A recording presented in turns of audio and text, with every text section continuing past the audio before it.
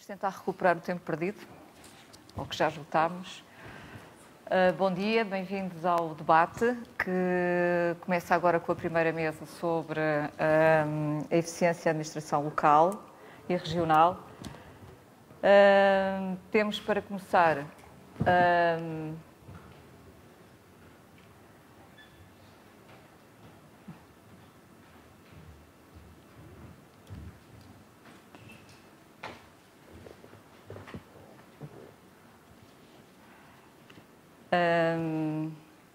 esta é uma semana em cheio em temas de energia, não é muito diferente das semanas e dos últimos meses, mas ao contrário do que acontecia bem há pouco tempo, pelo menos há 4, 5 anos, que eu me recordo, não se fala apenas de grandes projetos e de grandes políticas. Falamos também de eficiência energética e com algumas coincidências. Ontem falou-se de eficiência durante uma boa parte do tempo na Comissão de Economia do Parlamento.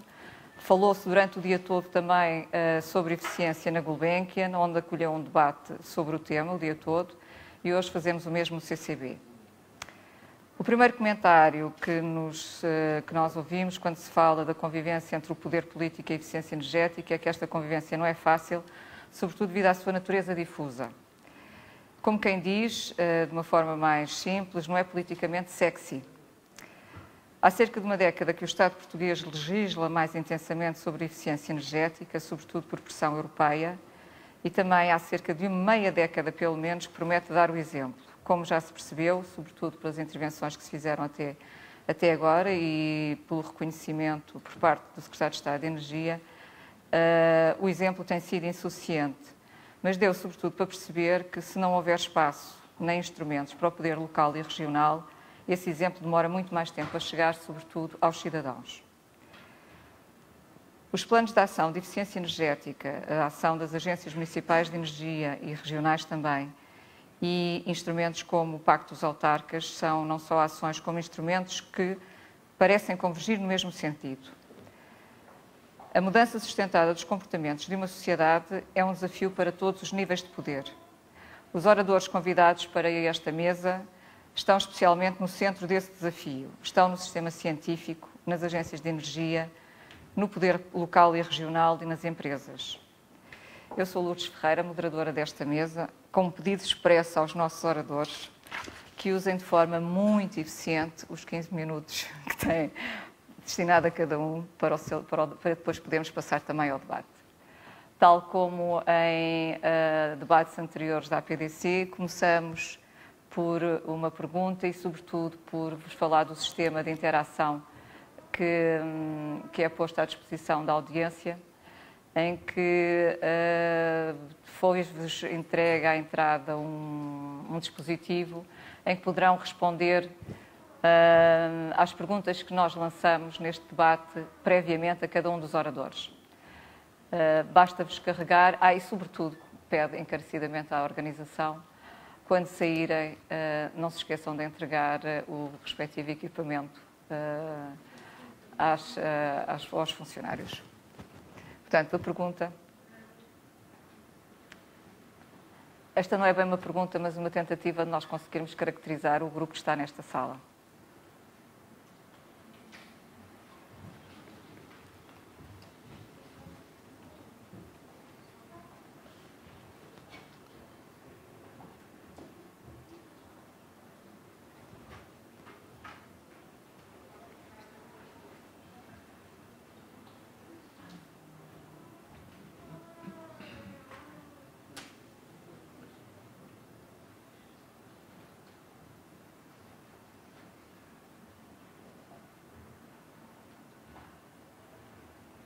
Ok. Pronto, e este é o nosso 58 de setor privado. Digamos que esta é a caracterização da nossa audiência.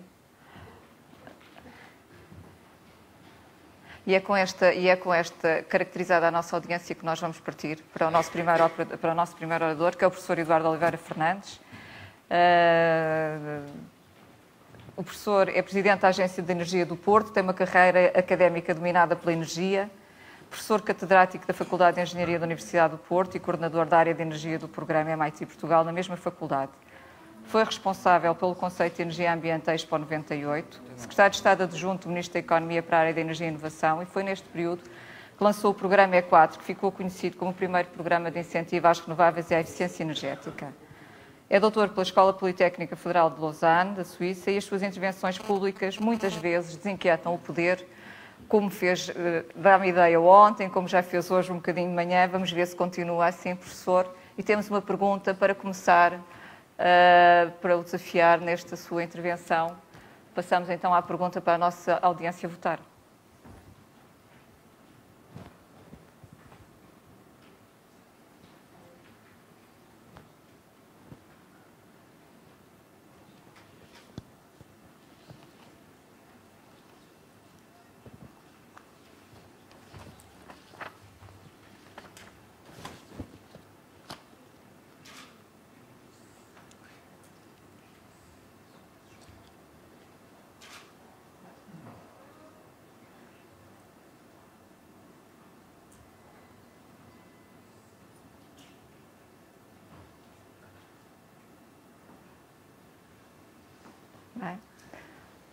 Não sei se o surpreende, mas... Posso começar por responder? E isto conta para os 15 minutos? Conta. Muito bom dia a todos. É com muito prazer que estou aqui e estou até um bocadinho divertido com este sistema. Eu também tinha uma ideia de que aqui nestas coisas das TICs devia haver alguma novidade. Bom, eu acho que esta resposta, com todo o respeito, é uma resposta, digamos, de missionária. E eu não a partilho. Quer dizer, o problema da eficiência energética é um problema de políticas. O incentivo já é um detalhe. É um problema de políticas. Os comportamentos têm que ser induzidos. Eu não vou fazer a pergunta porque não quero envergonhar ninguém, mas se calhar essa era uma pergunta que também poderíamos responder aqui neste questionário, que é: quantas pessoas nesta sala sabem que quem trabalha ou mora no Parque das Nações consome pouco mais que metade da energia do que as outras pessoas que vivem do outro lado da rua e quase emite metade do CO2 que as outras pessoas que vivem em Lisboa? Quantos de nós é que sabemos? Será que isso tem alguma coisa a ver com o comportamento? Não, nadíssima a ver com o comportamento. As pessoas comportam-se na mesma. Só que o sistema está organizado para que as pessoas, na sua atitude, consomem 40% menos. O projeto foi feito com 50%. Na prática, apesar de todas as asneiras que a administração daquele espaço tem feito ao longo dos anos, na prática é a situação. A administração lá e a administração pública, porque todos os edifícios estão ligados a uma rede de calor e de frio, à exceção, imaginem, do Campos da Justiça.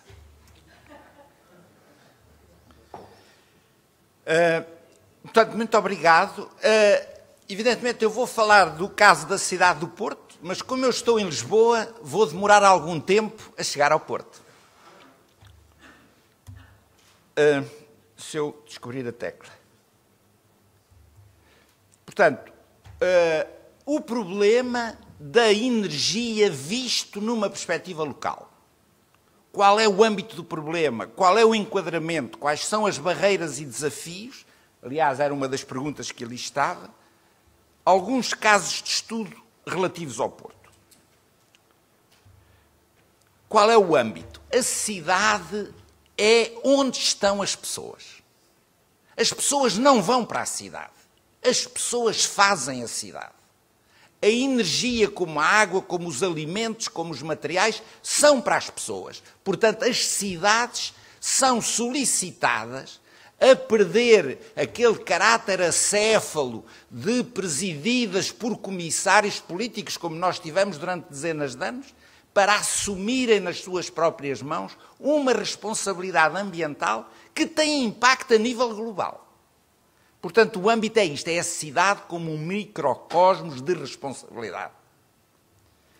Agora, a energia e a sua relação com o ambiente, mas já não é só o problema do aquecimento da água, do estuário do Sado ou da poluição atmosférica em Sines, já não é só isso, é a responsabilidade planetária do impacto através do CO2. E ainda hoje vem no jornal a confirmar que 90 e não sei quantos % das pessoas vêm assegurar, de facto, que as problemáticas do clima, ao contrário de haver sempre algumas pessoas que discordem, até para se pôr em evidência, que essas questões estão mais que confirmadas.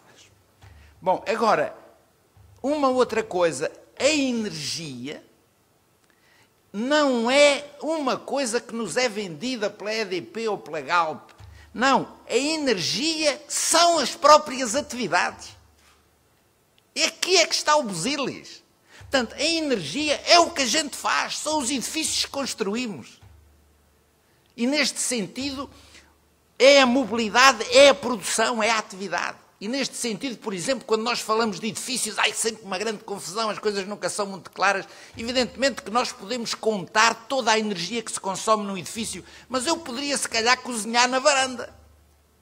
Não é verdade? Ou no quintal, como acontece em certas...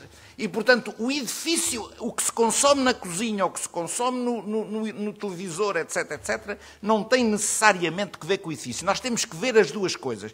O edifício é o conforto, é a privacidade, é a produtividade, quando é edifícios de escritórios, etc. Pronto. Mas, portanto, estamos a falar aqui das atividades, eu não vou fazer o elenco das atividades todas. Mas, portanto, este é o âmbito do problema.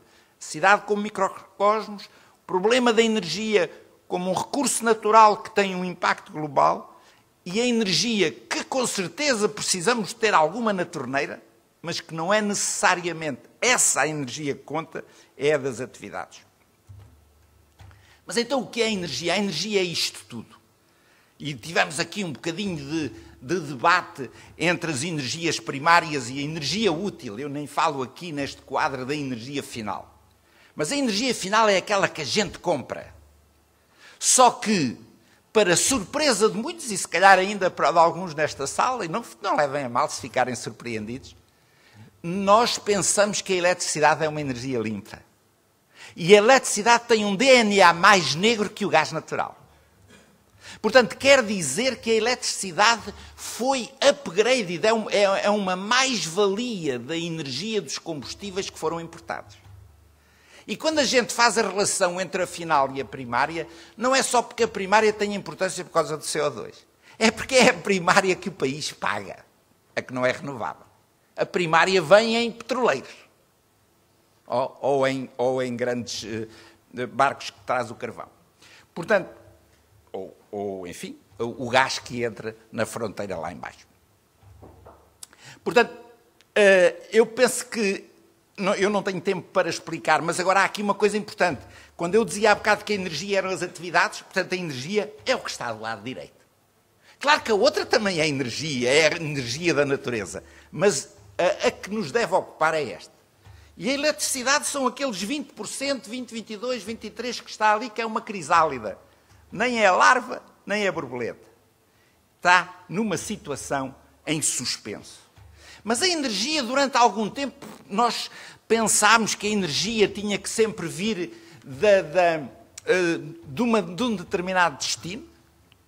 E agora o novo paradigma diz-nos que a energia deve funcionar em rede e nós devemos pôr os consumidores também a ser atores, eventualmente emissores de energia para uma rede. Bom, é um pouco este o paraíso que vos prometo para o futuro. Mas há um novo aspecto do paradigma que é essa de eficiência energética. Como muito bem disse o Sr. Diretor-Geral, isto é um bocado que é uma coisa que parece muito trivial, mas a gente não sabe bem dizer o que é. E sempre que eu ouço as pessoas, e já aqui esta manhã, falar em eficiência energética, eu fico um bocado assustado porque as pessoas metem tudo no mesmo cesto. A eficiência energética, portanto, é o resultado, é uma relação entre um input e um output. Ou, se quiserem, o output e o input. Portanto, a eficiência energética é nós termos a mesma coisa ou mais com menos. E, portanto, é utilizar bem o recurso. Mas nós sabemos fazer isso com a água. quando nós passámos todos da banheira para o chuveiro, o que é que nós fizemos? Passámos a lavar melhor, com menos água. Portanto, é isso. Portanto, isto é que é eficiência energética. Claro que, em termos nacionais, portanto, isto é eficiência energética ao nível micro.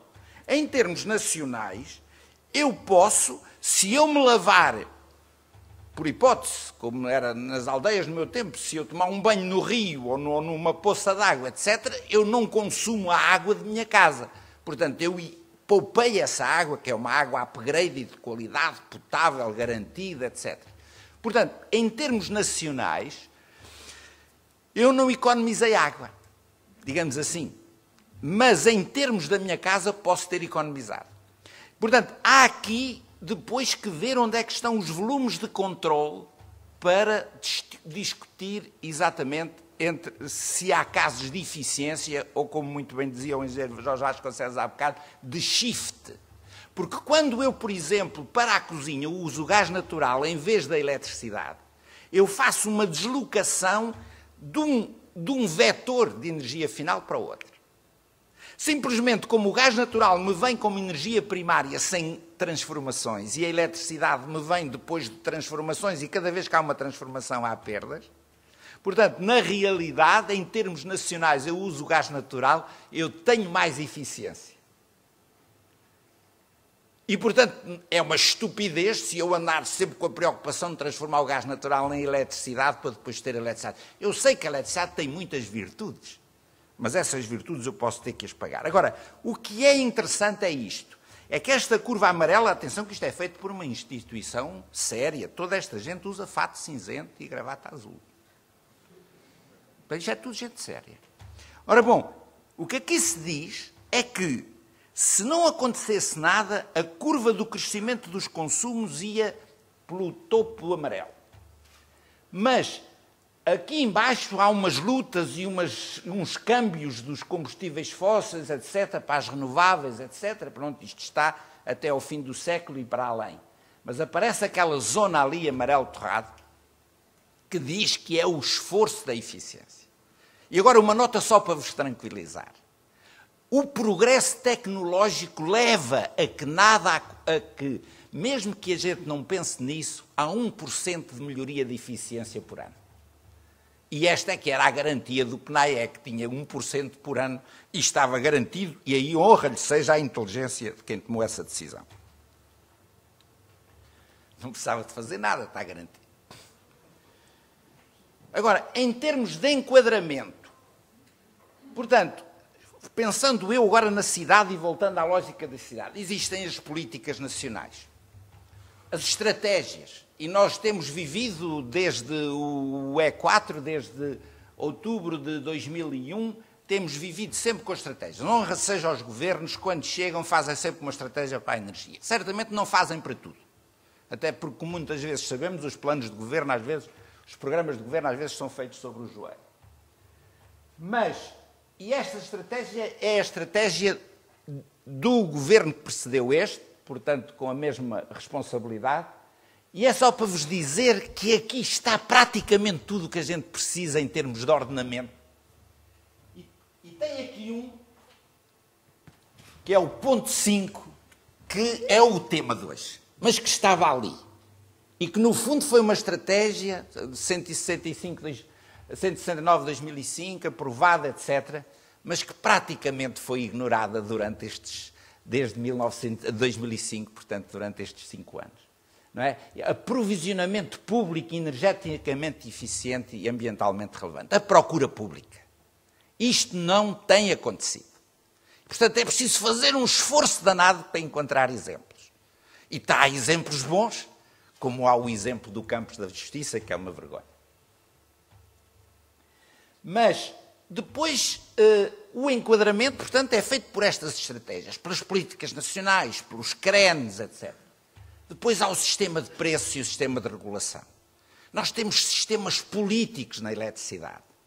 É legítimo ter sistemas... É legítimo termos esta história do déficit à tarifa. É legítimo ter esta história para soi-disant facilitar a indústria ou facilitar os mais pobres, quando nós já temos uma coisa que é a tarifa, digamos assim, das pessoas economicamente mais débeis, e quando nós sabemos que mais de 60% da eletricidade consumida em Portugal é consumida em edifícios e, portanto, tem pouco que ver com a atividade produtiva as such. E quando nós sabemos que a iluminação artificial em Portugal, e isto é uma responsabilidade para os engenheiros eletrotécnicos e para as ordens dos engenheiros, etc., é das áreas mais soltas em termos de eficiência energética em Portugal, e nós sabemos, como foi aqui mostrado, e eu fiz levantamentos, nomeadamente no Oeste e Vale do Tejo, os edifícios públicos têm vindo a ter crescimentos de consumo de 10% ao ano ao longo da última década, em particular em iluminações públicas da responsabilidade de duas profissões e mais outras responsabilidades, certamente, mas a arquitetura e a engenharia eletrotécnica não se sabe. E depois a fiscalidade, que já foi também referida muitas vezes, como é que se paga 21% de IVA no isolamento térmico e se paga 5% de IVA na eletricidade. Portanto, as coisas não diz a letra com a careta.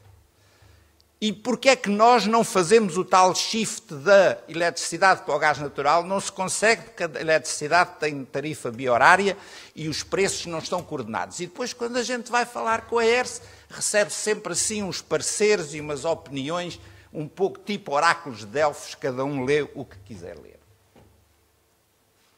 As cidades são chamadas a serem verdadeiros sistemas, atores de gestão energética ambiental. Não é só os municípios nos seus edifícios, etc., mas é a própria responsabilidade das cidades em relação à energia.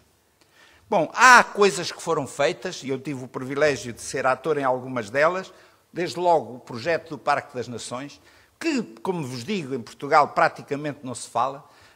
Felizmente isso permitiu-me ter uma dúzia de consultorias em cidades da Europa e até mais longe.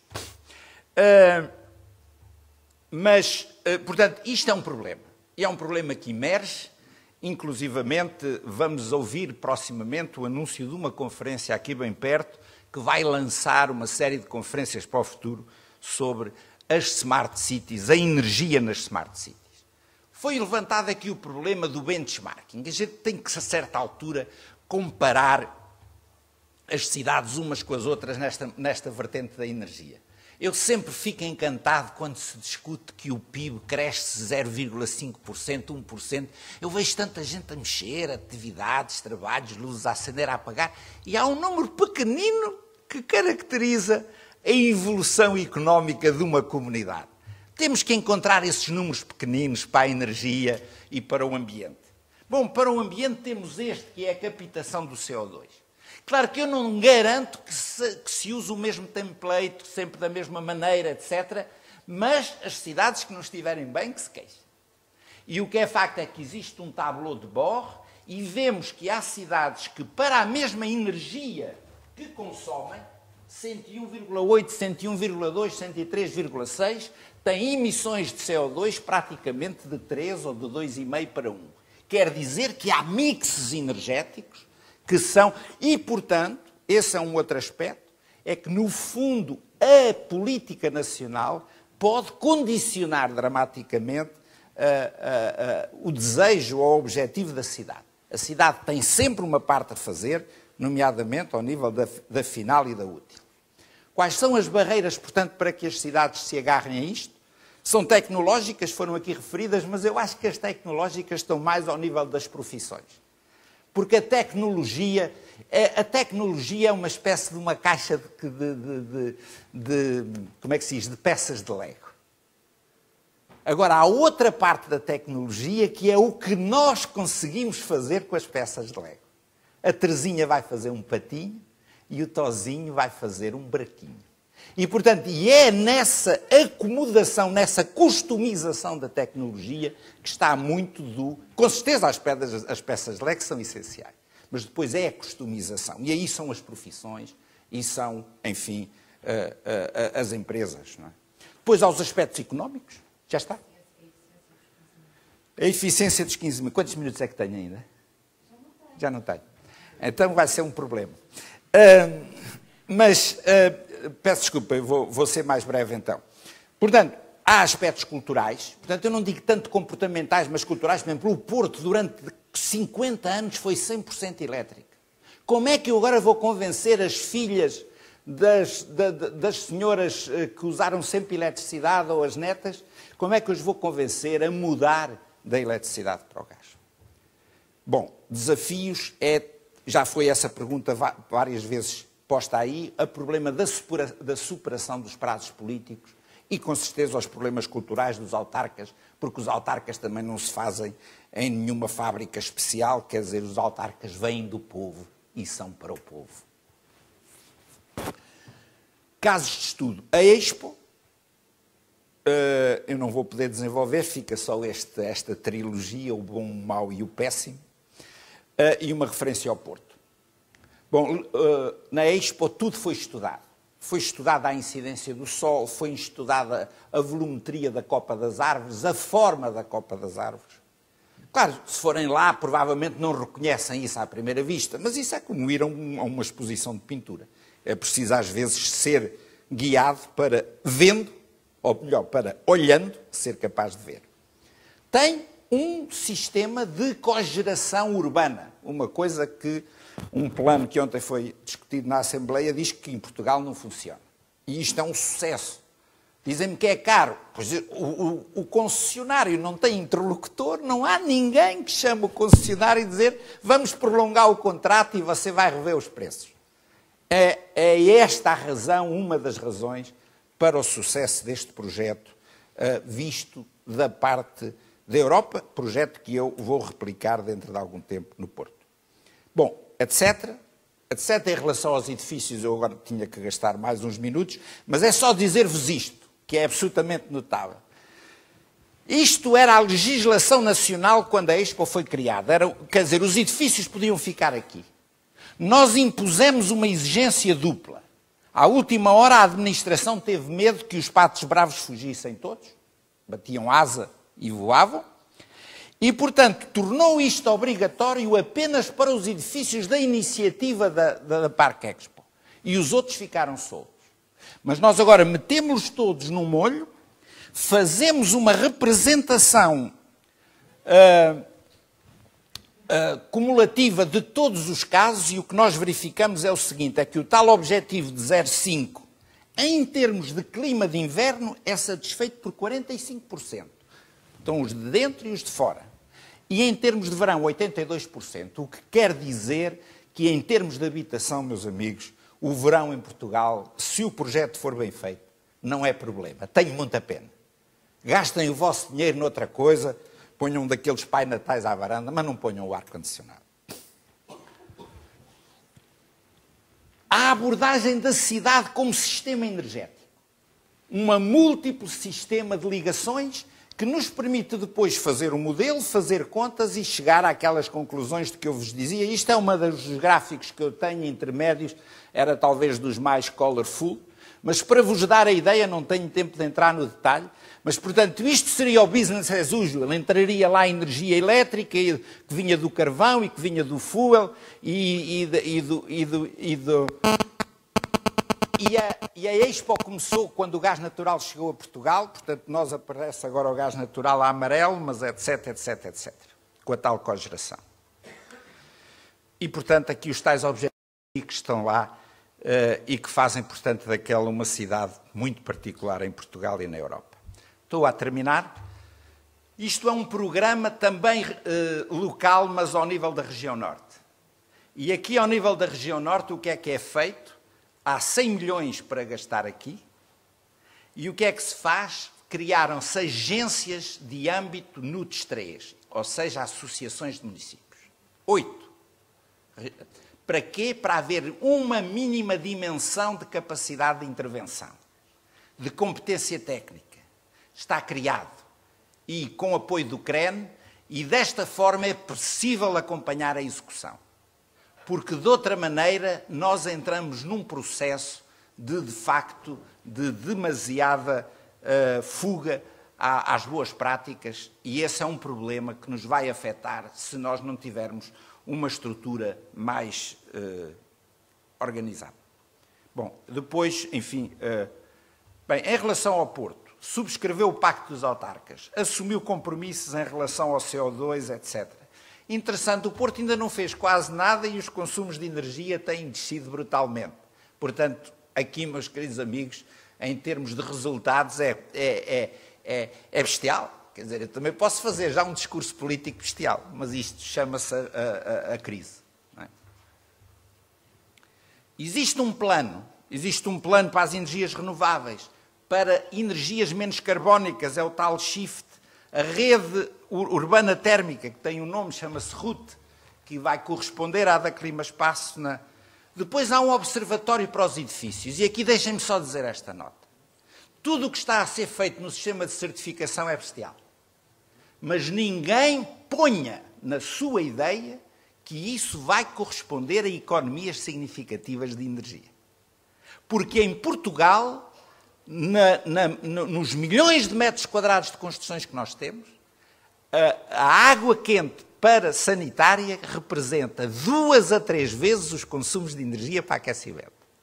Portanto, quer dizer, nós vamos melhorar, mas vamos melhorar sempre numa gama de valores que são sempre extremamente baixos. Agora, o que nós vamos é garantir melhor conforto e melhor condição de habitabilidade às pessoas, sabendo que o parque construído já está aí e que as coisas novas são cada vez menos. Vamos melhorar a condição de vida sem que aí haja grandes impactos energéticos.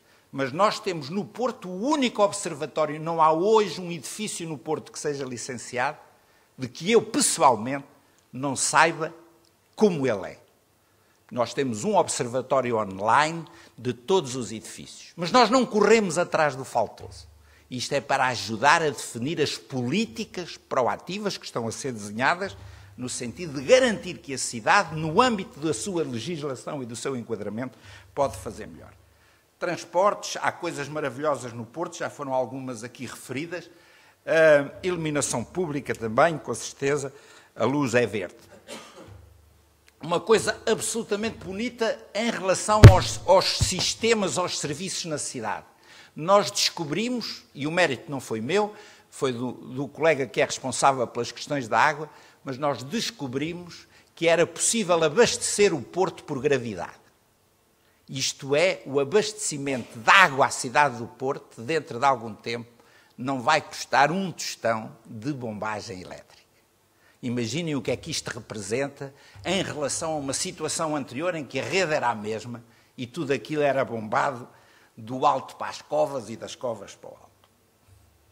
Bom, emissões de CO2. E isto para terminar, num cenário, eu arrisco muito, mas quer dizer, eu tenho uma expressão para isto. Avant la solution, il n'y a pas de solution.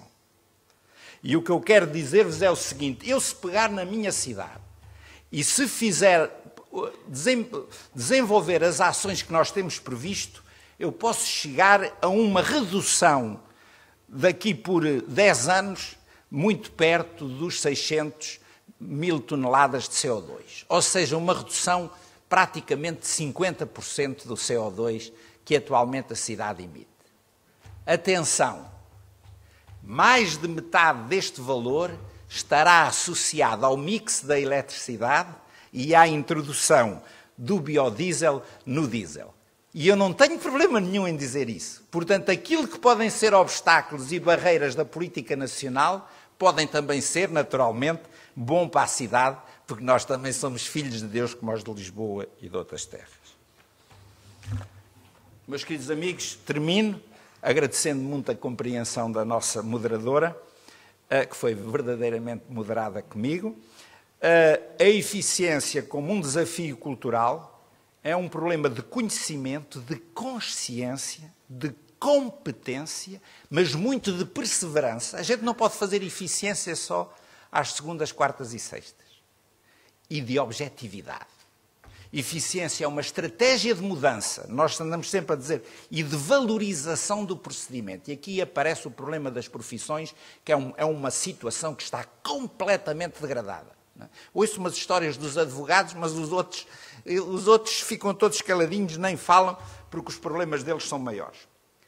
Eficiência como ética e como indicador da atitude na procura pública era o tema desta sessão. Muito obrigado. Obrigada, professor. A compreensão da audiência também, mas acho que todos aprendemos também com este caso do Porto. Nosso próximo orador é o Dr. José António Cabral Vieira, Diretor Regional de Energia da Região Autónoma dos Açores, docente e investigador universitário. Foi deputado à Assembleia Legislativa Regional e diretor do Departamento de Economia e Gestão da Universidade dos Açores. É ainda investigador do Institute for Research of Labour, sediado em Bona. É economista formado no Instituto Superior de Economia da Universidade Técnica de Lisboa e doutorado pela Universidade de Amsterdão. Vai-nos trazer, espero eu, a perspectiva da administração local na primeira pessoa. E tenho para começar uma pergunta que lanço à audiência e que o doutor entenderá se responde, se quer reagir a ela já ou se quer reservar-se depois para o final da sua intervenção. Vamos então à pergunta.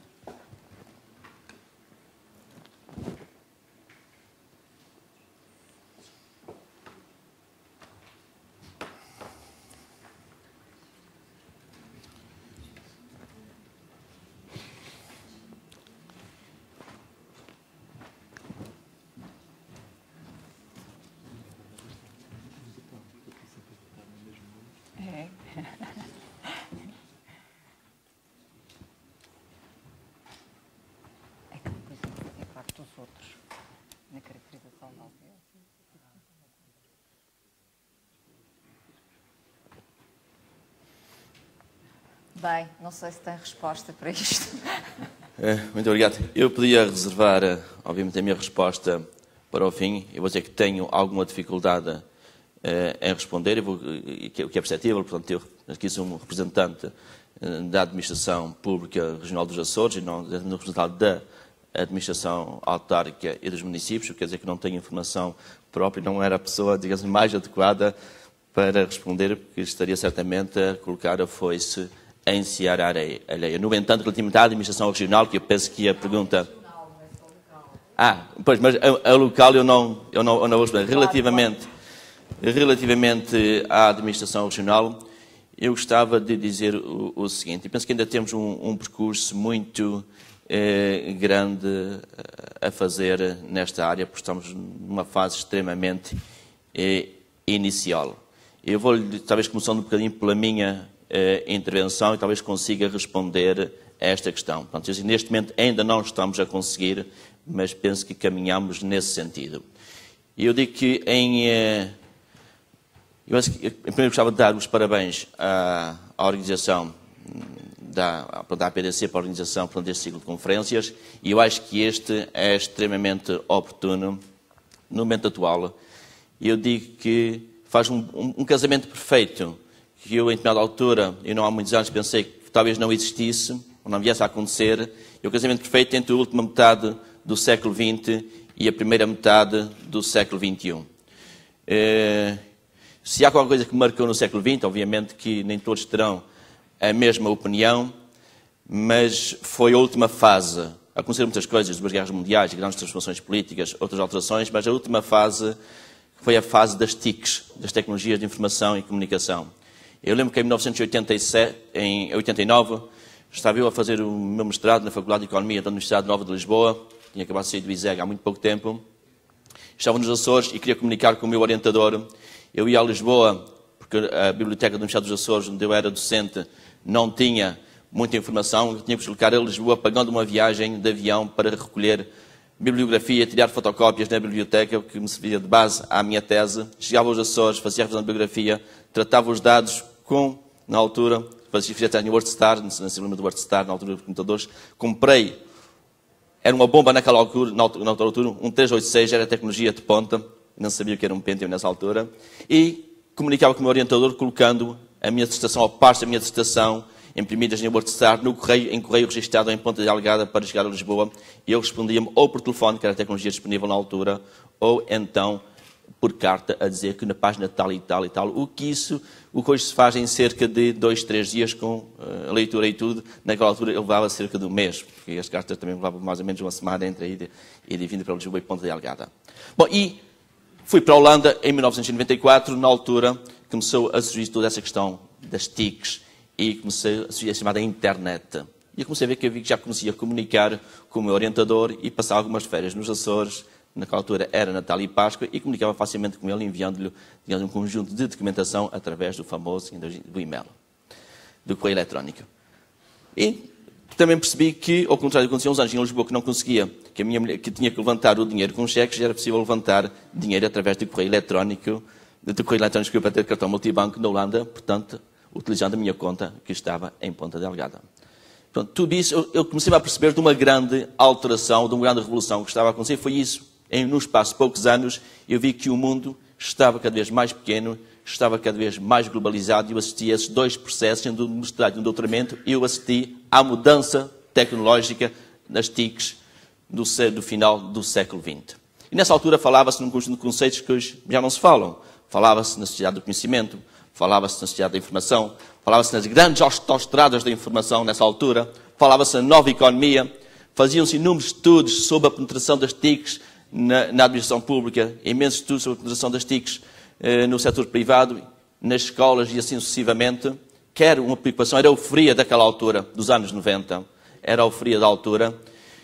E passado esse tempo, chegamos ao século XXI, e aí, mais ou menos no ano 2005, eu deixei de ouvir falar nesses conceitos. Eu pensei que a tecnologia tinha dado aquilo que ia dar, que o mundo estava globalizado e que as pessoas estavam todas em comunicação. Portanto, pensei que não havia outras oportunidades para as TICs a não ser aquelas. Até que é colocada uma nova questão na agenda no século XX. Talvez resultado da preocupação com as alterações climáticas, resultado do susto que nós apanhámos em 2007, 2008 com o aumento dos preços do petróleo, mas é colocada a questão energética. Surge, ou seja, eu penso que esta que marca o início do século XXI e vão marcá-lo, se calhar, durante muito tempo, esta questão, a energia. Energias renováveis, eficiência energética, tudo isso começa neste momento, está em ebulição, já não são as autoestradas da informação, já não é a sociedade do conhecimento, já não são, digamos assim, já não é a nova economia. É tudo em volta de energias renováveis e eficiência energética. E, surpreendentemente, onde eu pensei que as TICs estariam, praticamente iam dar, o mundo estava globalizado, e em comunicação surge as TICs, o casamento do século XX e do século XXI, associado à questão da eficiência energética e à gestão dos sistemas energéticos. Portanto, eu penso que, como tudo é muito novo, eu penso que, efetivamente, esta mensagem, de facto, ainda não conseguimos passar para o cidadão. O cidadão está, digamos assim, percebe que a importância da eficiência energética, percebe que o poupar é importante. É uma mensagem que eu concordo com aquilo que diz o Sr. Diretor-Geral e também vai ao encontro dos esclarecimentos prestados pelo professor Oliveira Fernandes. É preciso perceber o que é eficiência energética, por ver se essa mensagem não é passada de forma muito clara. A ideia de desconforto, de poupar, de sacrifício, está muitas vezes associada a essa ideia e, de facto, como diz o professor Oliveira Fernandes, é exatamente a gente fazer mais com os mesmos recursos ou fazer o mesmo com menos recursos. Mas é exatamente, não há aqui uma perda de conforto, mas muitas vezes esta ideia ainda está associada. Então, nesta altura de crise, que está a pedir sacrifício a toda a gente, falar para poupar energia, portanto, na mente das pessoas, obviamente, que é mais um sacrifício. Mas vou falar um bocadinho relativamente aos Açores. Tenho 15 minutos que vou tentar cumpri-los. Isto é um conjunto de edifícios dos Açores, que foram, alguns deles, objetos de auditoria energética, mas tem mais. Isto é a economia dos Açores, alguns dados que eu vou utilizar de vez em quando. Estou aqui há um ano e pouco nesta atividade como diretor regional da energia, para ver qual é a evolução da economia dos Açores em termos energéticos. E aqui em termos macroeconómicos, ou seja, falta-me perceber um bocadinho o que é a microeconomia, isto, ao nível do pormenor. E praticamente existem dois indicadores. Um que eu chamo, que é a nossa dependência energética, a dependência energética dos Açores, a utilização de fontes de energia primária, portanto, endógenas, com base nos recursos naturais, neste caso, e aquilo que é importado. E a nossa dependência energética andará por volta dos 87%. Ou seja, 87% daquilo que consumimos de energia primária é importado, apenas 13% é de origem local. Depois há uma outra coisa aqui que é o que eu chamei uma intensidade energética, que é pegar naquilo que é o PIB, o Produto Interno Bruto, que é um indicador de produção, de riqueza, e dividir, digamos assim, o total de energia primária, neste caso, em TEPs, pelo PIB e ver como é que tem evoluído ao longo do tempo. E tem um resultado surpreendente, que é que efetivamente o consumo de energia cresceu muitíssimo mais rapidamente nos Açores do que aquilo que cresceu a riqueza gerada, ou seja, a produção. Isto é a parte macroeconómica, para perceber disto aqui, aquilo que resulta do crescimento natural e aquilo que resulta exatamente de processos de ineficiência que podem ser colocados no sistema através da posição A, B ou C, ou através de todos nós. Não é, professor? Portanto, eu não sei exatamente. Mas é um dado preocupante. Enquanto que entre 97 e 2007, numa década, e é porque o PIB é 2008 ainda é estimado, e é por isso que eu não utilizo aqui, numa década, enquanto que o consumo de energia primária aumentou 61,86%, o PIB, a preços constantes, que é isso que importa, aumentou apenas 38%. Ou seja, se eu fizer, tenho aqui taxas de crescimento anual entre 4,93% e 3,35%, que são extremamente diferentes. Quer dizer, o consumo de energia cresceu a um ritmo muito superior ao crescimento da riqueza nos Açores. Há justificações do ponto de vista da economia para isso, há bens inferiores, bens superiores, e este, se calhar, e pode ser uma justificação. Mas importa, no futuro, esmiuçar isso do ponto de vista do pormenor para perceber efetivamente o que é que está na base deste comportamento macroeconómico da economia açoriana. Mas, eu digo que há dois setores aqui, essencialmente, o transporte rodoviário e atividades. O transporte rodoviário e a produção de eletricidade utilizam uma parte da energia primária, da qual 87% é importada, como disse. E, como disse o seu professor, eu concordo perfeitamente, uma grande parte da eletricidade, sobretudo nos Açores, na atividade industrial é bastante pequena, está associado aos laticínios, uma grande parte da eletricidade é utilizada em edifícios, sejam eles de serviços ou de habitação, públicos ou privados, e neste caso concreto, e já em termos de utilização final de energia final, portanto 12%, os dados que eu tenho, são utilizados nos Açores em edifícios públicos. Portanto, é uma área onde... E não estou a incluir, portanto, aqui a parte da iluminação pública, em edifícios públicos, portanto, da administração regional e da administração autárquica dos Açores. Do plano estratégico para a energia nos Açores, que nós temos dois grandes objetivos, um é aumentar a contribuição das fontes de energia renováveis, que está um pouco em paralelo com uma estratégia nacional para a energia, e aumentar a eficiência energética dentro daquela definição que eu apresentei há bocado. Este, digamos assim, não é nenhuma novidade. Isso é o que aparece em toda a Europa, em todos os países e, eventualmente, em todas as regiões. Estes dois objetivos estão sempre na vanguarda de qualquer política energética hoje em dia. Esse plano reconhece também o papel e o exemplo, está lá escrito, do Estado, através da promoção da eficiência energética, nomeadamente nos edifícios públicos. Obviamente que isto é uma matéria extremamente complexa. E quando falo em eficiência energética, muitas vezes digo assim, bom, há questões que têm a ver com a tecnologia, há questões que têm a ver com os comportamentos, se calhar, induzidos pelas políticas também, mas é uma matéria extremamente complexa. E às vezes começo a pensar no meu carro se sou eficiente ou não do ponto de vista da condução, se estou a conduzir na mudança correta, se às vezes ultrapasso, portanto, se os pneus têm a quantidade de ar que devem ter, uma vez vou ver, e não tem aquilo que é recomendado pelo fabricante, quantas vezes eu tenho o porta-bagagens extremamente carregado durante semanas que não nos carrega em casa e tudo isso consome energia e eu não estou, às vezes, a pensar que do ponto de vista, estou a ser ineficiente do ponto de vista energético na condução do meu carro e se calhar na minha casa também muitas vezes acontece, embora aí parece-me que menos. Mas no caso dos edifícios públicos, enfim, a eficiência depende de inúmeras coisas. Depende do estado estrutural dos edifícios, da operação e manutenção dos equipamentos, das tecnologias utilizadas, do comportamento dos utilizadores. E nos edifícios públicos é bastante diferente daquilo que acontece nas nossas casas. Eu sei deixar o gabinete ligado até que o contínuo que fecha o edifício, portanto, passe para o edifício e desliga as luzes todas. Isso acontece muitas vezes. Eu conheço essa realidade de forma bastante próxima. Portanto, nós julgamos, tendo aquele objetivo no plano estratégico para a energia nos Açores, que seria importante, como ponto de partida para a definição da estratégia a seguir, avaliar os equipamentos, as instalações, compreender os hábitos dos ocupantes, dos utilizadores, ou seja, fazer uma auditoria energética a alguns edifícios públicos dos Açores, aqueles mais significativos. E, portanto, foram feitas auditorias através de uma entidade externa, neste caso através de um consórcio formado por duas entidades, auditorias energéticas a 31 edifícios públicos da administração pública regional, não autónoma, portanto, não é da nossa competência, distribuídos por várias ilhas dos Açores em várias atividades, portanto, saúde, matador também, edifícios ligados mais à administração de serviços administrativos. E daí resultou para cada um dos edifícios, foi possível avaliar, e isso temos, o consumo energético de cada um dos edifícios, esse consumo traduzido depois em energia primária e a contribuição do edifício para as emissões de CO2.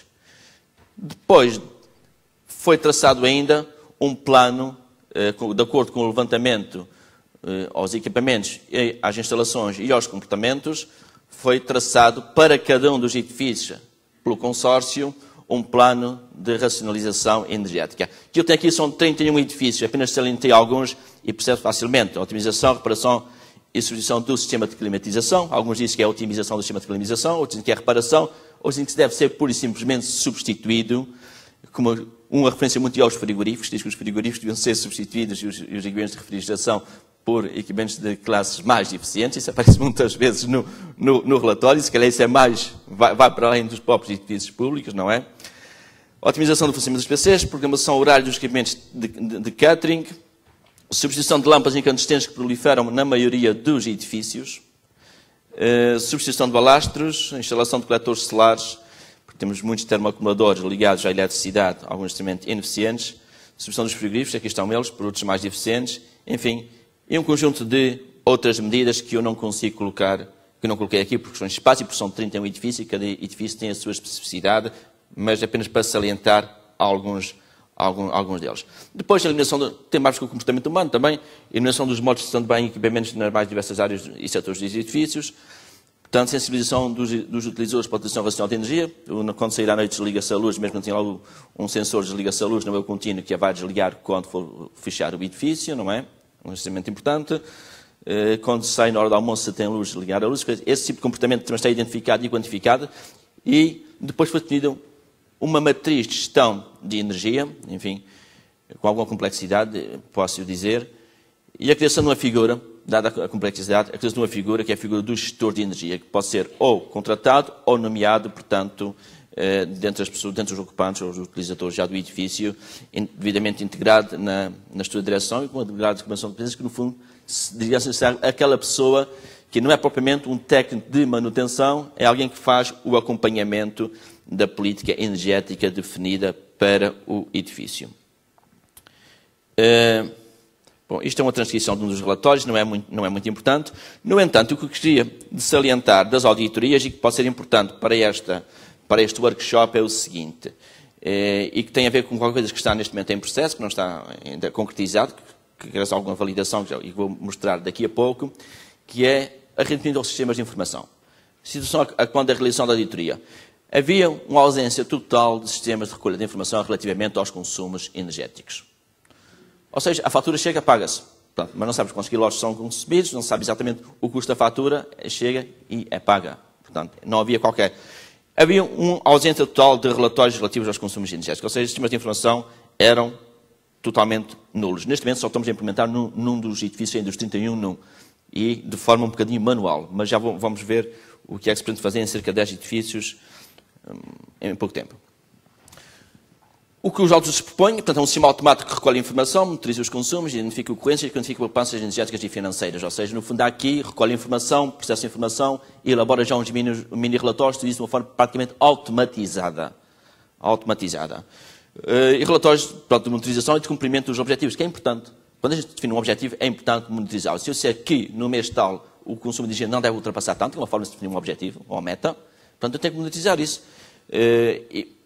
E muitas vezes, ou nos tais dias da semana não deve ultrapassar tanto, eu tenho que ter, digamos, algum sistema que monitorize isso. Muitas vezes não o tenho. E a fatura às vezes chega, portanto, que é uma estimativa, portanto, é muito difícil eu gerir tudo isso. Ao nível do marketing, ou seja, dentro do edifício, não havia qualquer divulgação, quando não há recolha de informação é muito difícil divulgar, não é a dizer que estamos a pagar muito por energia, mas pouco mais do que isso, sem divulgação de dados relativos à eficiência energética, quer dentro, quer fora do edifício, fora, portanto, para outras entidades. A situação proposta é, portanto, a divulgação do desempenho energético e do impacto das medidas dentro e fora do edifício. Se for tomar uma medida que, por exemplo, se diz que se deve desligar, não se deve deixar os computadores e equipamentos em modo stand-by, portanto, vamos fazer isso durante o mês, vamos ver qual é o impacto, por exemplo, relativo ao mês homólogo, relativamente a uma semana anterior, no consumo energético. É importante do ponto de vista da monitorização. A realização de programas de sensibilização e treino ocasional de pessoal. Pode haver pessoal que esteja mais diretamente ligado, portanto, à parte da gestão e ser mais responsável pelos consumos energéticos do edifício, pode carecer de algum treino ocasional. E também, portanto, alguém que faça os tais contactos, o tal estudo de energia, contactos informais usados para promover e divulgar a utilização racional de energia dentro do edifício. Dos relatórios de auditoria, portanto, transparente a questão da informação. O que nós estamos a pensar neste momento, posso acabar só um minuto? Se me der um minuto eu acabo. É exatamente um programa, existe um programa porque tem uma fase. A fase é uma fase piloto. E carece alguma validação, está em fase de preparação na Direção de Serviços de Energia, que é uma direção que está na minha tutela, carece de alguma validação técnica e validação política ainda em alguns casos, nomeadamente contos de edifícios e edifícios, mas que é um programa de utilização dos consumos energéticos dos edifícios da administração regional, que está em preparação e validação, mas eu penso que depois do verão isto estará tudo validado e as questões estarão a andar. Pensamos que é muito em tempo real dos consumos de 10 edifícios, 10 tem a ver com o número de departamentos da administração pública regional, um por cada departamento, não fazer apenas o ambiente e mar ou a educação e ciência, fazer um por cada um dos departamentos, integrar toda a administração, não todos os edifícios, mas apenas 10. A Festa da Administração Regional e sua divulgação online através de um portal próprio a desenvolver para o efeito, cujo acesso pode ser restrito, ou seja, se for gestor de energia tem acesso a uma determinada área, no passo aberto, mas uma parte pode ser o público em geral, portanto, algum tipo de informação ao público em geral. Essa questão da plataforma web, onde ficar centralizada toda a informação sobre os consumos de energia dos edifícios associados ao programa, que em princípio serão 10. E a ideia será no sentido de ter um conjunto de contadores, ou seja, sensores que medem o consumo de energia dentro do edifício, enviando por departamentos, envia para um servidor, a informação é processada e depois é acedida online, com ou sem restrições, dependendo das permissões que forem dadas. Muito obrigado.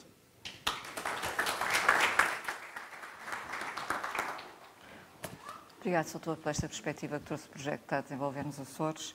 O nosso próximo orador é o engenheiro José Basílio Simões, presidente da ISA, Intelligent Sensing Anywhere.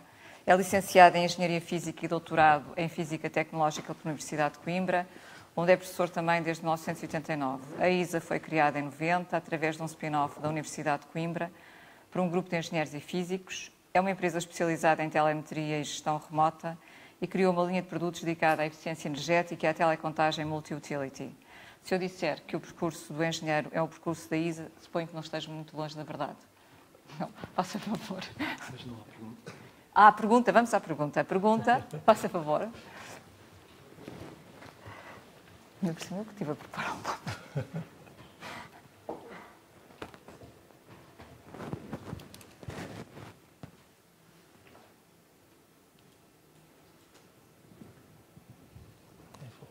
Continuar a usar o mesmo. Foi sempre o mesmo botão.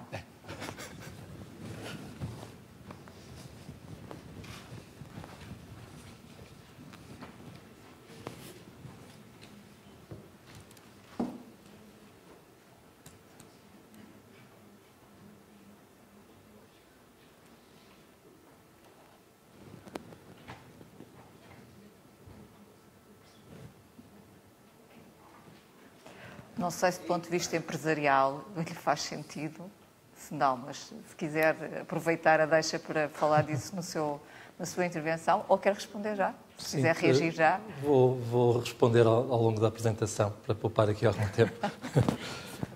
Ok, muito bom dia a todos, já é boa tarde, aliás. Começo por agradecer o convite para estar aqui. Na verdade, foi um convite em cima da hora, porque era o professor Oliveira que deveria estar aqui, por um imprevisto não pôde estar.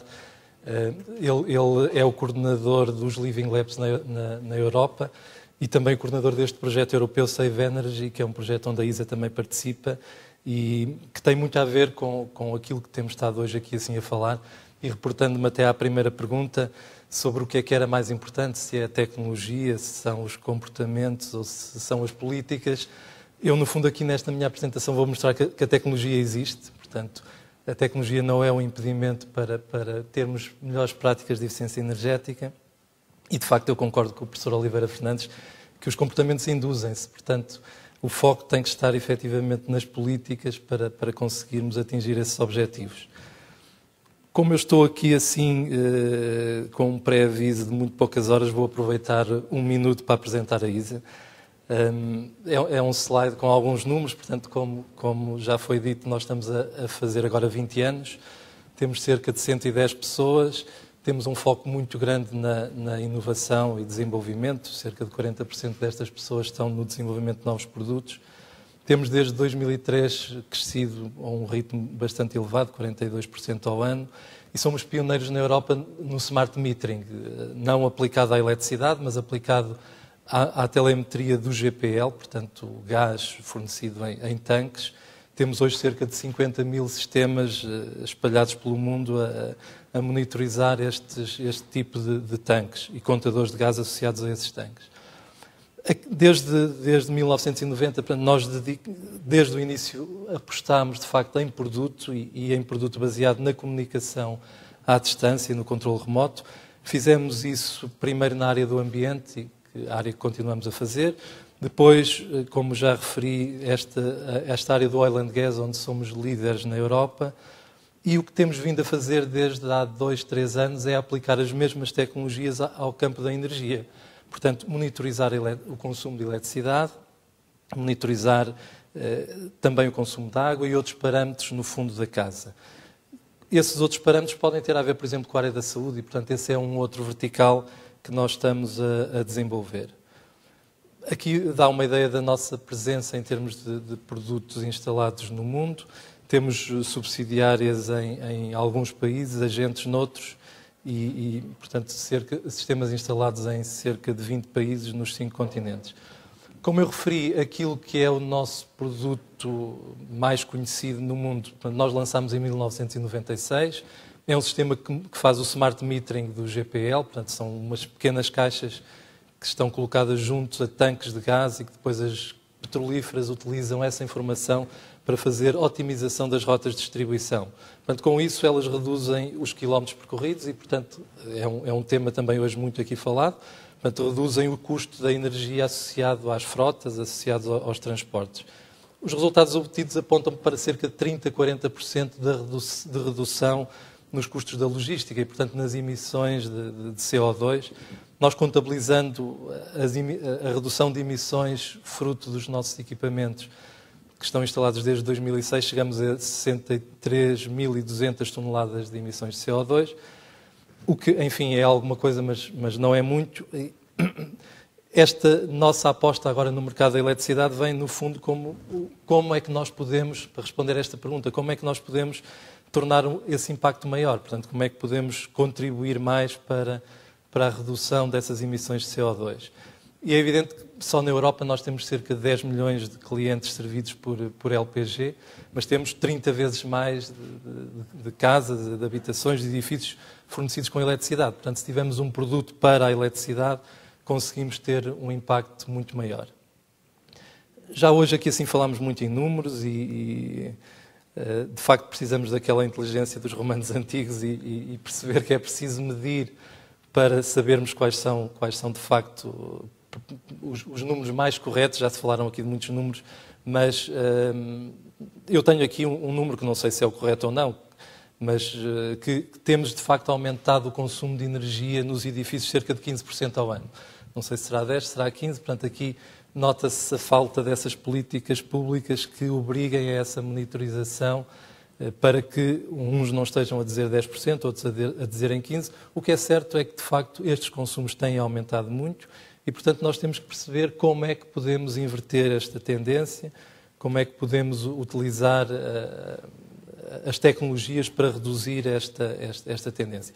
E depois é muito importante perceber que, de facto, também já hoje aqui foi referido, 95% dos edifícios eles existem, portanto, só 5% é que resultam de nova construção. Portanto, nós temos que ser capazes também de conseguir reduzir consumos nos edifícios existentes. E para aí, mais uma vez, é muito importante a tecnologia e é muito importante que a tecnologia seja capaz de induzir também comportamentos diferentes nas pessoas. Portanto, como é que nós podemos fazer isso? Podemos atuar a nível da iluminação, com novas tecnologias de iluminação, podemos atuar a nível dos sistemas de ar-condicionado e aquecimento, enfim, mas, acima de tudo, para tomarmos estas decisões precisamos de ter a informação. Portanto, essa eu diria que é a barreira principal, portanto, é a falta de informação e se o Estado deve dar o exemplo, eu penso que, de facto, o que agora se estava a referir que vai ser feito nos Açores devia ser, de facto, obrigatório em todos os edifícios públicos. Portanto, estarmos a monitorizar em contínuo qual é que é o consumo deles, para nós percebermos em que zonas do edifício é que de facto, devemos atuar para ter esse efeito. Como é que depois atuamos? Podemos atuar a nível comportamental, portanto, E eu vou mostrar já isso com alguns exemplos relativo a este projeto europeu Save Energy. Podemos atuar também a nível da tecnologia. Em princípio, as atuações que têm a ver com o comportamento são mais baratas, mas talvez mais difíceis de conseguir atingir, porque implica, de facto, a mudança de comportamento das pessoas. Nas tecnologias, enfim, há umas que terão um retorno mais rápido que as outras.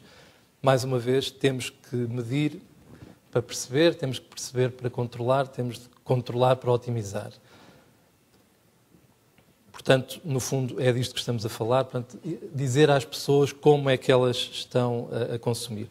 Nós temos feito muito esta abordagem e temos preconizado isto para várias, quer para edifícios, quer para habitações, quer para as escolas, portanto, começando por fazer, de facto, um diagnóstico energético, a seguir percebendo como é que se pode reduzir e, portanto, propondo um projeto de eficiência energética. E depois, onde eu quero focar muito, é naquela terceira fase de acompanhamento e consultadoria. Portanto, há pouco falava-se também da necessidade de haver um gestor de energia, que é realmente necessário não apenas eu atuar num determinado momento, como a legislação obriga, portanto, a fazer essas auditorias num determinado momento, mas eu estar a monitorizar em contínuo e depois ter um sistema de alertas que me avise se, de repente, o consumo de energia subiu por alguma razão. Portanto, a questão de termos o gestor de energia, e esse gestor pode ser uma pessoa, mas pode ser muito auxiliado pelas tecnologias, é muito importante para manter esse bom comportamento ao longo do tempo. Aqui alguns exemplos de alguns gráficos. Eu vou passar, para poupar aqui assim algum tempo, rapidamente para o caso especial daquele programa Save Energy que estava a referir, mas... Como também já se aqui falou hoje, o benchmarking é muito importante. Nós temos capazes de comparar consumos por metro quadrado num edifício com outro edifício, comparar o que é o consumo hoje com o que era o consumo no mês passado ou no ano passado. Portanto, fazer e depois criar os tais sistemas de alerta. Criar relatórios. Portanto, é muito importante também que esta informação venha ter com as pessoas sem que as pessoas tenham que se esforçar muito por ir à procura delas. Portanto, se nós não tivermos, seja em nossa casa, seja nos edifícios onde trabalhamos, e nos edifícios acaba por ser ainda mais relevante, porque as pessoas que utilizam o edifício não são as pessoas que pagam a energia desse edifício. E portanto, ainda mais difícil é sensibilizá-las e levá-las a ter comportamentos diferentes. Portanto, temos que encontrar formas dessa informação chegar de uma forma simples. Portanto, um exemplo é através de displays, portanto, termos displays locais que nos deem essa informação. Podemos ter isso, enfim, através das TVs corporativas, que estão cada vez mais presentes também nos edifícios. Podemos ter isso através da web, portanto, com um portal que seja fácil de aceder e que tenha informação de uma forma que seja fácil de entender. E depois podemos também fornecê-la, enfim, por e-mail, com reportes, com alertas, por telemóvel, ou então criando mesmo formas lúdicas de lidar com a energia. E esse é o objetivo deste projeto europeu Save Energy, é um projeto CIP. Ele está a meio, cerca de 2/3 da sua realização. Portanto, incluiu a instalação de equipamentos de monitorização em 5 edifícios públicos em 5 cidades europeias, em Manchester, no City Hall em Manchester. Aqui em Lisboa foi no edifício do Campo Grande, na Câmara Municipal de Lisboa. Depois houve em uma Casa da Cultura em Luleå, na Suécia, escolas públicas em Helsínquia e também um edifício de serviços em Leiden, na Holanda. O que se fez aqui assim foi, de facto, ter uma plataforma de monitorização e termos depois construir jogos sérios. Portanto, essa é a fase final do projeto. Construímos jogos sérios que levem as pessoas de uma forma lúdica a ter contacto com os seus comportamentos e com a influência desses comportamentos. Eu tenho aqui um gráfico que mostra muito claramente a importância da monitorização em contínuo. Isto são dados reais de um desses edifícios que nós estamos a monitorizar e que nós, em menos de 2 semanas desta monitorização em contínuo, fomos capazes de levar a uma redução de 13% do consumo daquele edifício. No fundo, nós vemos aqui assim que estes são os dias normais da semana e aqui é o fim de semana.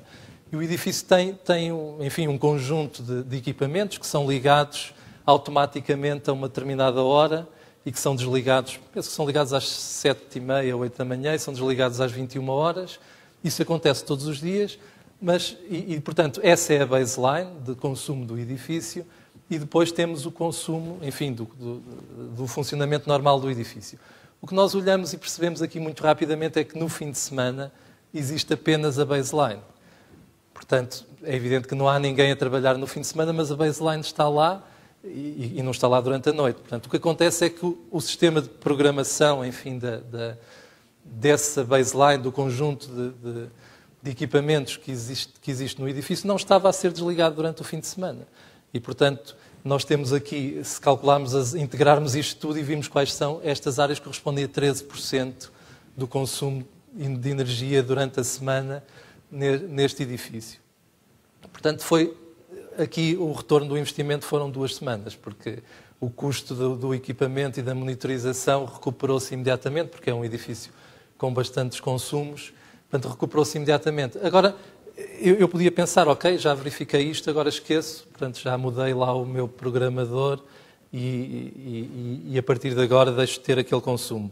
Mas não, ninguém me garante que o relógio não se desprograma outra vez, por alguma razão que nós não percebemos, mas que pode acontecer, novamente aquela baseline aparece. Portanto, a importância da monitorização em contínuo é muito grande. Agora, é evidente que eu posso programar um serviço que me dá um alerta se novamente, durante o fim de semana, o consumo subir acima de um determinado patamar. Portanto, e sou imediatamente alertado para corrigir esse comportamento. Portanto, aqui em termos de arquitetura, não é tão importante aqui hoje entrarmos nesses pormenores, porque, como todos concordamos, a tecnologia existe e ela é capaz de fazer isto. É evidente que precisamos de sensores, precisamos de atuadores, precisamos de uma plataforma que agregue esta informação e que nos disponibilize essa informação. E o que é mais interessante, eu ainda não tenho resultados para além deste, que já é importante, mas não tenho resultados para referir em relação à aplicação dos jogos sérios. Portanto, os jogos sérios, isto tem também muito a ver com o ambiente no qual se está a querer levar a cabo este projeto. Tem a ver com os Living Labs. Portanto, o Living Lab é uma metodologia de inovação que possivelmente alguns conhecerão e que tem a ver muito com utilizar os próprios consumidores, os próprios utilizadores, para definir as características do sistema, portanto, envolver os vários atores, portanto, não apenas, enfim, o gestor de energia, mas também os utilizadores dos edifícios, os utilizadores da informação, para perceber qual é que é a melhor forma de interagir com eles. Portanto, é neste conceito que foi construído este projeto Save Energy. Aqui tenho algumas referências também ao caso de Helsínquia, em que foi aplicado numa escola e em que imediatamente eles o que fizeram aqui assim foi, de medida concreta, foi introduzir um contador específico nas cozinhas, portanto, nos refeitórios, porque verificaram que era muito importante para o consumo da escola o consumo no refeitório. No caso desta escola, estava concessionado, portanto, a uma entidade externa a utilização do refeitório, portanto, a confecção das refeições, e eles passaram, no fundo, a medir esse consumo de energia especificamente no refeitório.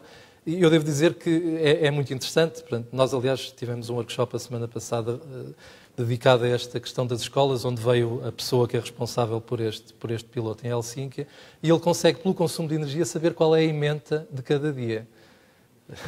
Eles têm, enfim, penso que 10 ementas diferentes, e é perfeitamente possível, pelo tipo de consumo de energia, saber qual é a ementa desse dia. Portanto, aqui para dar a ideia que estamos a utilizar enfim, também as redes sociais, o Facebook, o YouTube, para disseminar esta informação e para comunicar com as pessoas. Isto vem na sequência depois também de um conjunto de outros projetos também nesta metodologia de Living Lab. Um outro projeto que já está a decorrer é o Apollon, que tem também a participação já de entidades no Brasil, nomeadamente a EDP no Brasil. E depois teremos outros projetos que já estão na sequência, Fireball, Smart Cities, enfim, onde estas iniciativas procuram também chegarmos à conclusão do que é que são as políticas que devem ser seguidas para que se conseguirem obter este género de resultados. Portanto, quais políticas é que a nível europeu, a nível nacional, a nível regional devem ser seguidas para isso?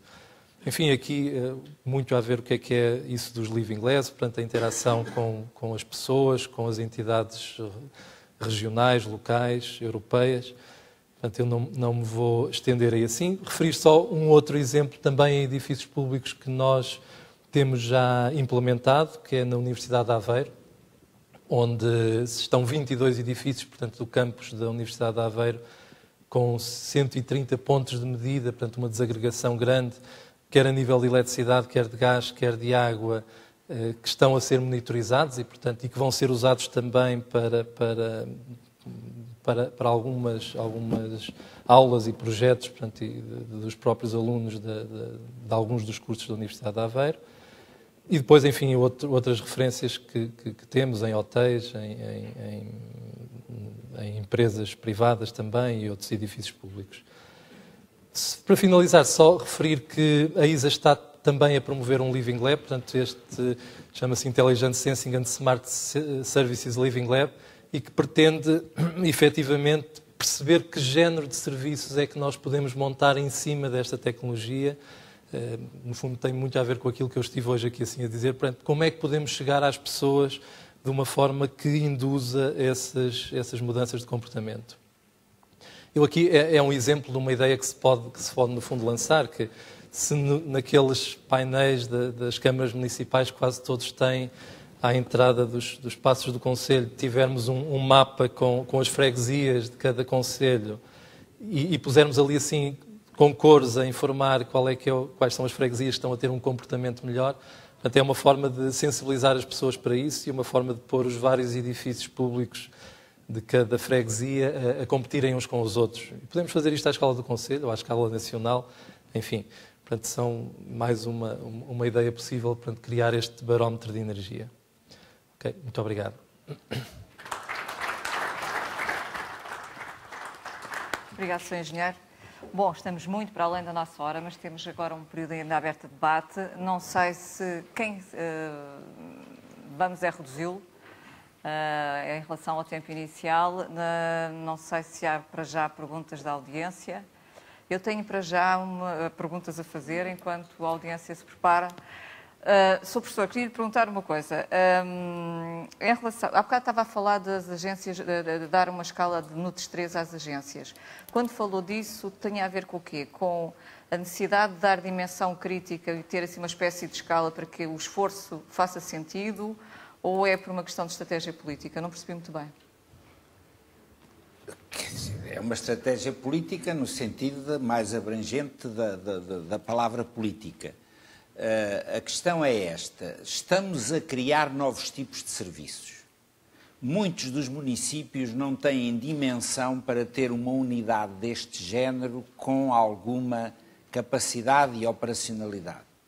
Evidentemente que, e portanto, ao fazer-se uma associação de municípios e ao fazer-se uma agência que corresponda a essa associação de municípios, nós estamos a criar uma infraestrutura. Há muitas coisas dessas na administração pública, não é? Que têm uma dimensão ou regional ou distrital, agora menos, mas nós sentimos que esta dimensão é uma dimensão boa.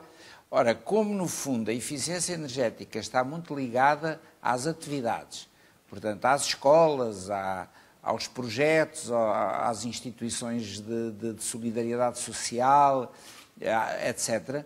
Portanto, se nós conseguirmos criar um conjunto de unidades destas, com alguma dimensão, e depois, em cima dessas unidades, criarmos alguma coordenação, nomeadamente em termos de tipologias de intervenções, em termos da monitorização, em termos do reporting, não é? Em termos de entreajuda.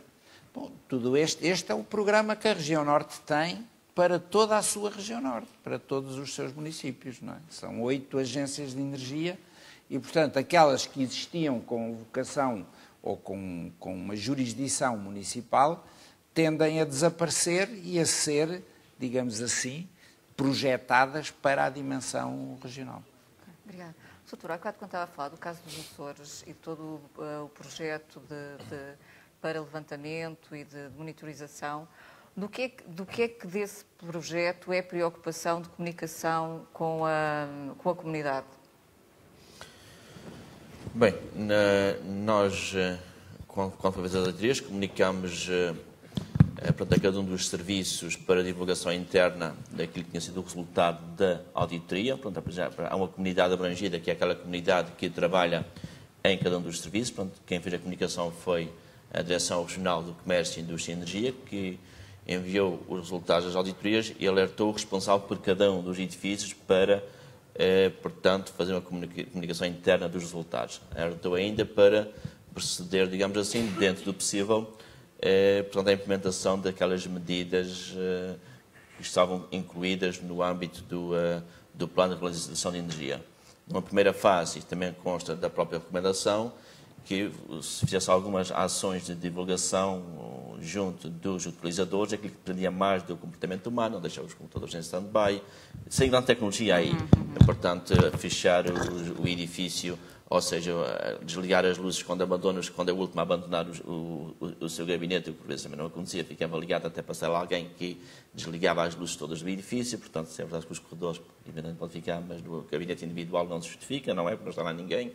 Portanto, essas medidas foram transmitidas a uma determinada comunidade, que é portanto, a comunidade dos ocupantes, os trabalhadores de cada um dos edifícios. Não foi feito, efetivamente, para fora dessa comunidade. O projeto que nós temos agora, neste momento, e como digo, é um projeto, é um programa, porque vai ter uma fase piloto e depois a tecnologia, o que é hoje, digamos, de vanguarda, amanhã não é, também não faz sentido fazer um grande investimento numa coisa que possa ser facilmente ultrapassada. Vamos exatamente dar os primeiros passos nessa matéria. Esse sim, portanto, podemos que tenha alguma divulgação dentro e fora dos edifícios e que os resultados, obviamente, dessa monitorização sejam divulgados até para saber um bocadinho como benchmarking para os edifícios que não têm e para a população em geral, a qual o nosso objetivo é que a população aceda online, com restrições, a determinados indicadores do edifício. Portanto, qualquer utente, esteja ele presidente português, esteja nos Açores ou esteja nos Estados Unidos, através do seu computador, através do acesso online, portanto, consegue ver alguns dos resultados relativamente àquele edifício. Obviamente, para a informação que é informação restrita. Se calhar o gestor de energia, que até apenas tem, portanto, alguns alertas, é uma coisa mais privada, que é apenas desse. Mas penso que alguma da informação será colocada através de um meio de comunicação, mas de divulgação, que é a internet, aberta a qualquer pessoa que queira saber no edifício de nos Açores o que está a acontecer ou o que é que aconteceu. Portanto, são questões que têm que ser validadas neste momento e que ainda não estão. Ficamos então à espera. Obrigado. Sr. Engenheiro, aquela pergunta que deixei no ar no início da sua intervenção, não sei se é possível voltar a pôr o resultado, não é totalmente inocente. Tem a ver, sobretudo, com a expectativa que as empresas vão criando da sua atividade e a relação que elas depois têm com aquilo que são as políticas públicas ou a hesitação das políticas públicas. E dada digamos, a especialização da ISA, e também pela sua ligação ao Save Energy, é o seguinte: há uns anos, 2006, 2007, quando se levou um pouco mais a sério a questão da telecontagem, houve de facto uma espécie de expectativa por parte das empresas de que o poder público, de alguma forma, avançasse nesse sentido. Quando se pergunta aqui pela legislação e pela clareza da política pública, como é que depois as empresas gerem estes recuos da administração pública? Pois, isso é difícil, não é? Se nós estivéssemos a contar em sobreviver à conta dos anúncios de telecontagem em Portugal, já tínhamos morrido há muito tempo, não é? Portanto, efetivamente, é importante também que esses sinais depois sejam sinais que se concretizem, não é? Agora, a ISA, como penso que tem que acontecer com qualquer empresa de base tecnológica em Portugal, onde o mercado é muito pequeno, tem que pensar no mercado global e não pode estar a fazer depender a sua sobrevivência do negócio conseguir fazer em Portugal. E, portanto, temos que exportar, temos que conseguir estar noutros países e estar a vender em todo lado onde for possível, não é? Mas, efetivamente, essa clareza é possivelmente mais importante que a legislação. Embora para esta temática da eficiência energética, a legislação aqui parece-me importante porque pode induzir esses comportamentos, né? E é um meio eficaz de se atingir o objetivo que se pretende. Obrigada. É. Bom, pelo caminho perdemos um orador que teve que sair por razões pessoais bastante fortes. Não sei se há alguma pergunta da assistência ou se há muita fome para almoçar, que é totalmente justificável. Bom, então damos por encerrado aqui a nossa mesa sobre a administração local e eficiência energética. Muito obrigada a todos. Muito boa tarde.